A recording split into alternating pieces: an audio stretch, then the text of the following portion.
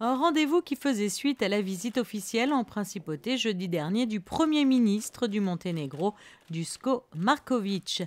Accompagné d'une importante délégation, ce dernier avait été reçu en audience par le prince souverain avant de s'entretenir avec le ministre d'État, Serge Tell. L'objectif de cette réunion du Monaco Economic Board, mieux comprendre les attentes du Monténégro en matière de coopération économique et touristique et voir comment les entreprises monténégrines pourraient bénéficier des compétences et des expertises présentes en principauté, tout en regardant dans quelle mesure les entreprises monégasques pourraient trouver des opportunités de développement du côté du Monténégro.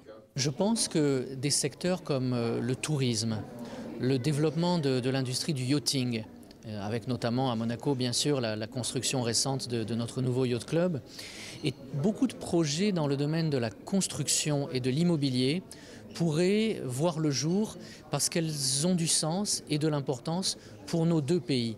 Lors du forum, par exemple, le ministre du Tourisme et du Développement durable du Monténégro a expliqué que récemment, des projets immobiliers et touristiques de grande envergure avaient vu le jour avec un groupe international et qu'il y en aurait d'autres dans les prochains mois. Il a également fait allusion à la construction d'une autoroute, donc d'une infrastructure de première importance pour le développement de son pays, qui permettrait notamment de mieux relier le sud et le nord du Monténégro et qui nécessitera la construction d'ouvrages d'art assez complexes, des viaducs, des tunnels, des ponts, voilà, tout ce qu'une infrastructure de ce genre doit comporter. Et il est clair que les entreprises monégasques actives dans le secteur de la construction ont de réelles compétences en la matière.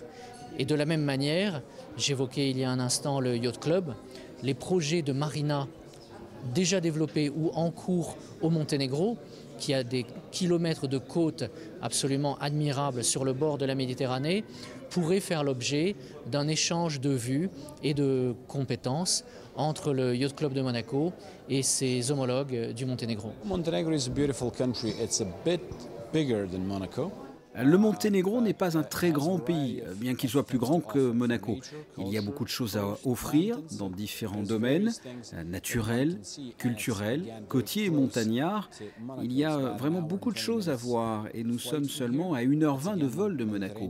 Comme c'est un pays bordé par la Méditerranée, nous avons de très belles plages, des kilomètres de plages, et même aussi belles que celles des Bahamas. Vous pouvez découvrir également de splendides montagnes juxtaposées aux plages, donc vous pouvez très facilement passer de l'une à l'autre et tout le monde peut y trouver son bonheur.